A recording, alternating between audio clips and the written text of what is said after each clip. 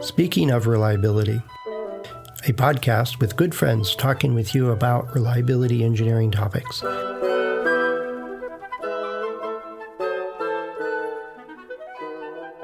Welcome to Speaking of Reliability. This is Carl Carlson. And this is Fred Schwenk. We're a little bit rusty there, Carl. I think your recent vacation has got you off your game. That's right. Well, I picked up a little cold while I was out. Okay. Well, you sound good. You sound good. Good to hear from you and glad you're back. Yeah, But you glad to be just, I back. had to hit record real quick because you said, oh, I got this call the other day. Oh, Like, yeah. Oh, we got to deal with that. So, yeah, I got this call that was just fascinating. We're a good friend and colleague talking about the use of AI and FMEA, considering what would happen or how would it work to have AI essentially do the FMEAs. And that put me back and made me think. It's just such a huge topic today, with the AI basically interfacing with so much of our activities in our daily life and our businesses, that type of thing. It made me rethink the subject of FMEA and how it can interact with model-based engineering, how it can interact with databases and what I call pre-population before you get to the teams, and really what the role of the team is. And so I needed to update my thoughts on this subject since the advent, the last couple of years of AI. AI has been around longer than that, but I mean, the last couple of years is really ramping up. Yeah. And so what does that mean for FMEA today and in the future? Where are we headed? So I just thought that'd be an interesting one to talk over with you. Well, the way you introduced that is I was thinking this is going to be a very short topic. We would both say, "What are you thinking? What are you crazy?" And which is my gut reaction is I have been underwhelmed, and obviously I'm not spending a bunch of time on it. I'm not practicing and trying to hone my prompts and stuff like that. Yet I can see why somebody would think of it is if you have to put 8 people in the room for 2 hours or 4 hours or whatever time we deal with it, even when it's very well facilitated and everything else, it's still 8 to 10 people away from their primary job. And you and I would argue that part of their primary job is FMEA to figure out, are they working on the right things and stuff like that, and come to an understanding. Yet that's easy to add up how much that costs the organization. And then if we're doing it like we should be doing it on an ongoing basis and coming back and looking at other subsystems or looking at the manufacturing, the process FMEA and other pieces of that ends up tallying up to some percentage of your development team's budget for man hours. Yeah, you're so right. But the hard part is, we do the study and then we end up with this spreadsheet or report or whatever. If it's being done well, then it actually guides direction and work and everything else. And then you can calculate some value out of it. In an organization where it's just a checklist, yeah, why even try to fill out the form? But, if you're required to, then outsource it. And that costs money. If you can do it with AI internally, then it won't cost as much. And I get that argument. And I think there's something fundamentally missing by saying this new shiny widget we have can really save us money. And I'm really hesitant to endorse that. Yeah, it's a moving target, and I have a lot of thoughts on this subject to pack into a podcast. And it's emotional and it's rational. There's a lot of things going on here. By emotional, I mean we want products to work. We want products to be safe and reliable. That's the emotional side of it. So it's so important that you don't want to compromise that. There's different dimensions to this, which is I've kept a running list of the primary ways to reduce the amount of in-meeting time on FMEAs. And there are specific ways to do that, really the subject of another podcast. But that we have to keep front and center because it isn't a matter of a old style checklist exercise versus AI, because the old style checklist exercise is wrong. Yeah. It's a matter of if you do FMEAs right with the right team, the right subjects prioritized, well facilitated, and get excellent results. How does that compare? Yeah.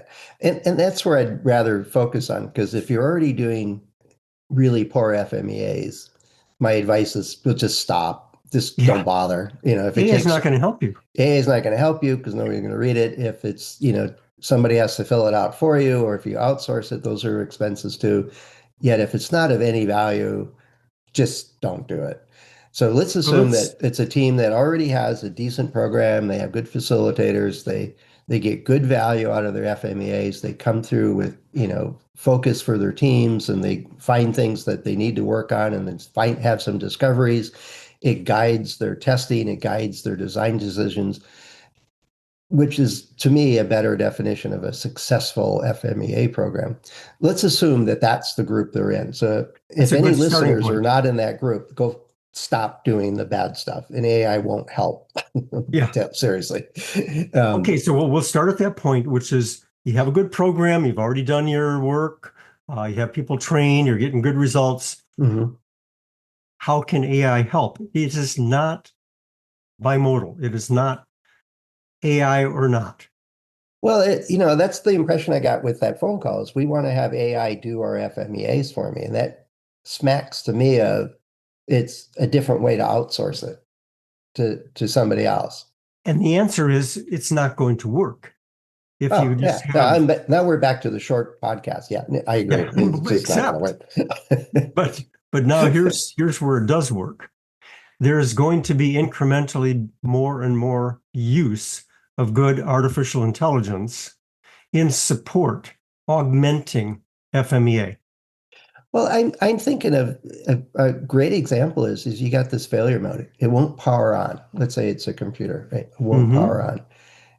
We could spend 2 minutes brainstorming the 15 ways that that could happen, or we could pre-populate it with the AI saying, well, here's the 15 most common ways from your customer service reps and repair centers of why it doesn't work.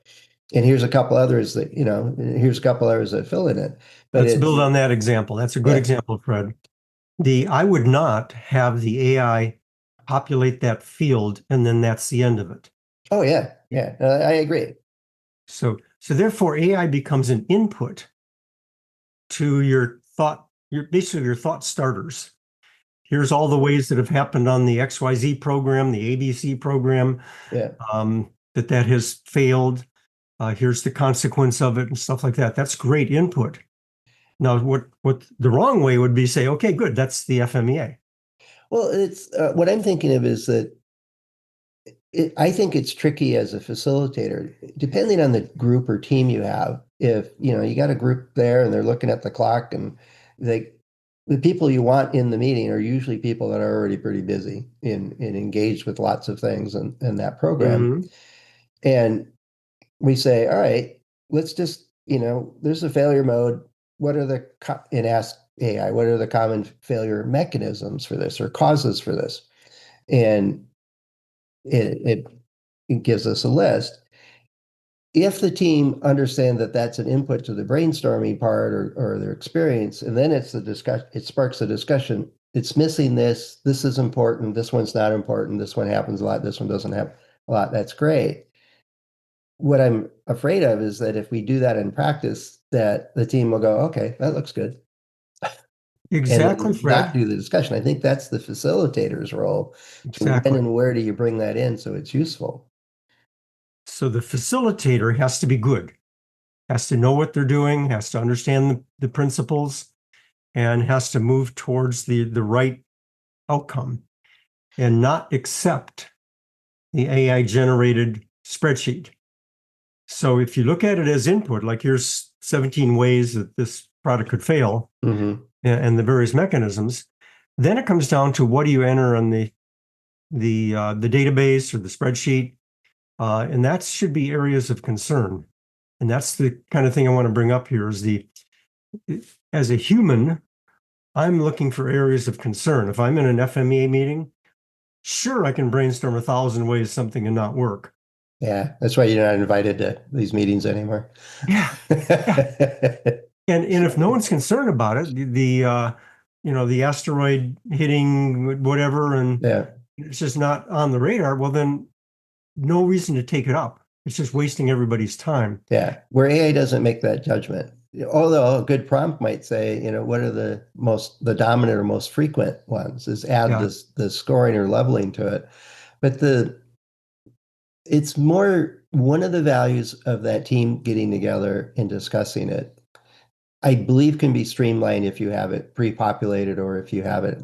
So what do you think of this idea? You have a secondary facilitator that's on the keyboard and you ring up, hey, it won't power on, and they type in, and not sharing it, but type in to AI, what are the, causes of this for our product? And then let the team do the discussion, the brainstorm, and then that person chimes in and says, how about this? It's Yeah, just, it's a person adding it that has maybe not the expertise of everybody else in the room, but really knows how to use AI to get effective responses.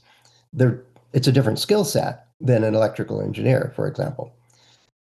I, it's an interesting idea for it. We'll call it an AI bot as a team member.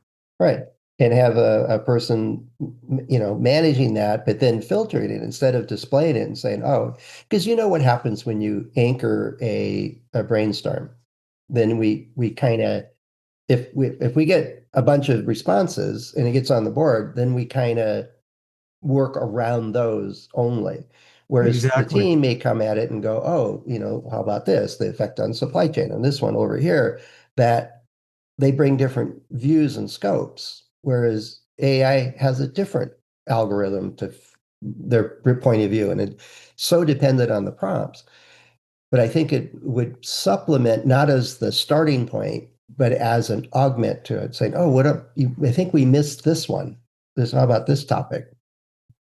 In fact, we can call it AI augmented Yeah, FMEA. In other yeah. words, that would put it in the right role, because I don't think that you can replace the human intellect and creativity and experience. It maybe someday, but I don't think it's there for some time. So the AI can help pre-populate. And I agree with you that you don't want the pre-population to be what you look at, Right. because and that's one of the mistakes people make is they say, okay, here's the 17 ways, and then they only look at the 17. And then you go yes, no kind of thing. Yeah. And it's, Yeah, yes, no, yes, no. And then well, you miss what isn't there, which could be the biggest thing of all. right. So, okay, that's one point. Another point is let me just build on this area of concerns again. And I don't know where this will go. I'd be curious your point of view, but I've always used the following rule. If I put the right people in a room, let's say 6 well-selected subject matter experts, different backgrounds, different roles, um, and no one in that good team is concerned about a particular failure mode that somebody brainstormed or a Mhm. particular item, then I don't take it up in the FMEA. But if one person, not a majority, but one person is concerned, then I take it up and discuss it until I get to consensus. Yeah. So that's the rule that I use. What do you think? Um, yeah, I've done that. The trouble is, and you have to have people that understand FMEA and what the objective is. And yeah, I'm Yep. concerned about that asteroid after all, and like I usually add the filter of, is there anything we can do about that that's a practical, that we can still sell this product kind of thing. It's like Right. there's a filter on it going, yeah, that might happen. And we're not going to design a product. We're not going to fix manufacturing. We're not going to do anything about it. So it's really, we're not going to take that up. Even if one person really wants to, like, I agree with that. In other words, one person isn't the gate. One right. person is the gate for discussion, but it takes the entire team. And so if you're on that team, you're going to say, yeah, but. Well, I say yes, and but it's Yeah, the okay. idea is that Yes, that is a concern. It's statistically possible to occur, whatever the topic is, maybe not an asteroid, but the idea is that I think the first part of that discussion, the way I would run it, is suspecting that it's, or maybe I just don't know as a facilitator. So is there anything we can do about that in a practical, meaningful way? And Mhm. is it really going to happen that often? Is it, just gut feel without getting into all the rankings and stuff? Is this something that we need to take out with the filter of, can we actually do anything about this? Okay. And that usually gets rid of the frivolous ones in my mind. All right. And you do that once or twice, and then they just don't come up anymore. We focus on the urgent or not urgent important, but the either high occurrence or high consequence or that combination. It tends to corral a group from going wild. And I'm the victim of that a couple of times. I got on getting in an FMEA and you brainstorm, and I love coming up with ideas. Yeah. Oh, you can brainstorm to infinity. There's Ah, like no limit. yeah, But so it's kind of corralling that a little bit without stifling it. Now, there's one part that I think that the AI, even as an agent in it, and it's it's if we let's say hypothetically in a couple of the rate this stuff's improving, like tomorrow or this afternoon, it can actually make a well thought out one that would be in, say somebody does a blind test, they have 10 FMEAs on different topics, and then you feed it, somebody feeds information into a AI system, and it comes out with indistinguishable results in the spreadsheet. And we recommend you do these three actions, and the other one says, yeah, do those three actions. That would mean that the FMEA and what it's outputting from a group or from a bot are very similar. Now, I think that's interesting, but I also think it's not terribly useful for the organization. And the reason is that it's that those six people with different views and different parts of the organization or different expertise and stuff like that, the time they spend discussing it and getting to a consensus aligns their part of the organization. It aligns their work with the common work. The chance that a generated report that they get to read will create that alignment and acceptance that that's the path to take, in my experience, is nearly nil. well, okay, that's a great additional comment to the discussion, which is the personal involvement of the subject matter experts. They're really deeply talking about, and that's the whole point of. I mean, remember this discussion with Toyota, who Mm-hmm. does a wonderful job on design, and they talk about deep discussion. That's a value, Mm-hmm. and that deep discussion of those subject matter experts involves them in the solution that they come up with, and it's more likely to get executed. Right. Whereas a spreadsheet doesn't execute itself. Right.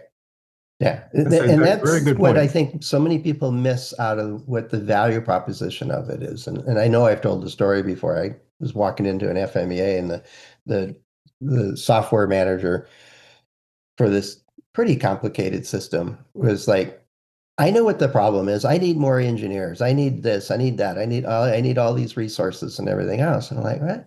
Can you give it a couple hours here? We're gonna, we'll have a break. Then you let me know what you think. And we Yeah. started, and it was kind of the what how could it fail, and some of the major causes, and we've kind of working our way through it and got pretty deep, deep discussions already in this stuff. And at the break, and I asked the guy, says, what, so you were not really chiming in too much. You added a few things. I appreciate that. But what do you think? And he goes, the mechanical team has so many more problems and more complex problems than I do. I'm going to stop asking for extra resources. I got to Oh, figure out how to help them. oh, very good, very good, very good. you know, Yeah.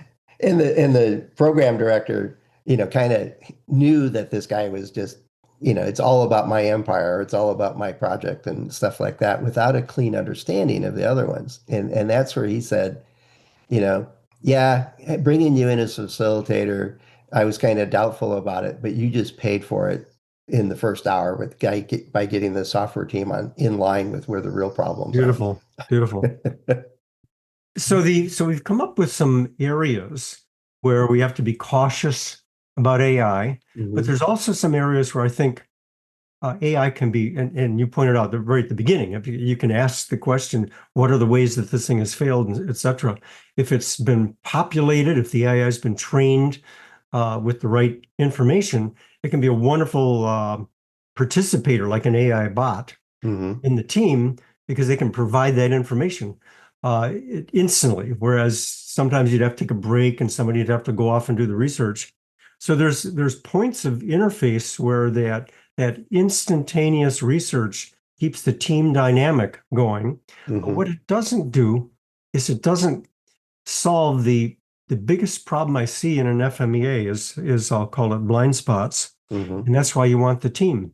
You want the right team of people to look at something from different points of view, and that'll compensate for the blind spots that every engineer has. Yeah.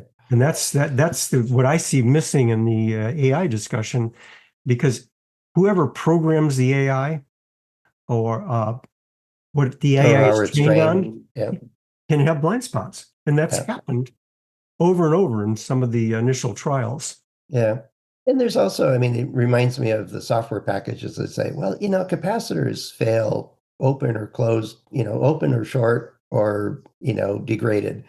And so they say, well, if you have a capacitor on your bill of material, we can populate that. So it promotes the idea of every component based FMEA, and then you pre-populate with all this stuff. And they completely miss the idea that no, you got to, don't waste your time doing all this stuff. Yeah, you can automate it, but it's still a waste of time.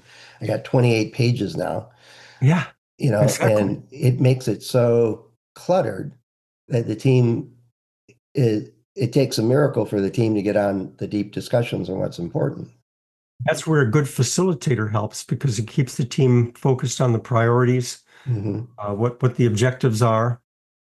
If I were just wrapping up on this topic, and there's no way to wrap up, I'm just for this Yeah, well, podcast, this is opening the door. Uh, but just for this one, the this is a deep subject, and we're going to be. I want to keep my mind open that AI can increasingly help to as augmentation, as support for an FMEA, but I'm going to be very careful about AI taking over the FMEA. yeah. That's my little summary on this. Yeah, and that's where I thought this would be a really short one. Like if it was the idea was to have AI do the complete report and study, and then you come back with three recommendations. I'm like, no.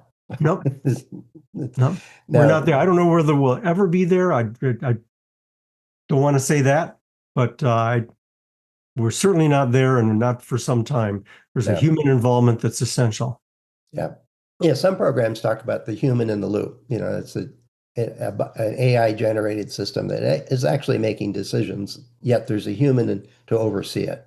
And more, like autonomous vehicles, there's not a human there. It says, oh, there should be a stop sign here, so I'll stop anyway, kind of thing. Right. And that's still evolving and growing, and there's lots of money getting put into it. That it's instead of having a human in the loop with AI to do FMEA, where somebody reviews it and checks it and stuff, I think we're flipping that and saying no, it's the humans with an AI in the loop to support it. Yes. It's kind of the use of lingo that way. Good way to put it.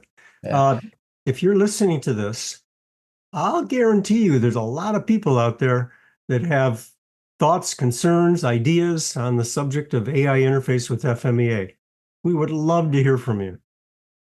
Yeah, and you can do that over at accendoreliability.com/SO slash go/SOR. Sorry about that. Go/SOR. A couple of ways to get in touch with us. Carl and I and the other hosts, as we always say, are available, and we are always available through LinkedIn and our About pages. So plenty of ways for you to get in touch. And apparently, Carl, you got a phone call. Somebody knew your number, gave you a call, which is fine. Yeah. But the idea is that Carl and I have our opinions on this, and I'm quite sure everybody else does too. And you may have way more experience at working with AI and doing FMEAs or other reliability tasks. We'd love to hear about it and success stories or trouble parts, And I think it will help our entire field and audience. I'm presuming that everybody that's a serious reliability engineer listens to this podcast, of course, um, that it could help. Let's make it part of the discussion. So please do get in touch. So thanks for sharing that, Carl, and hopefully you straighten out your buddy there. You just don't turn it over to the machine. Very good, Fred. All right, we'll talk to you later, Carl. Talk to you later. Thanks for listening to Speaking of Reliability. We invite you to join the conversation. If you have a question or a topic that you think we should discuss in a future show, please let us know. You can find a comment box below the episode show notes, or just leave a note as part of a review on iTunes.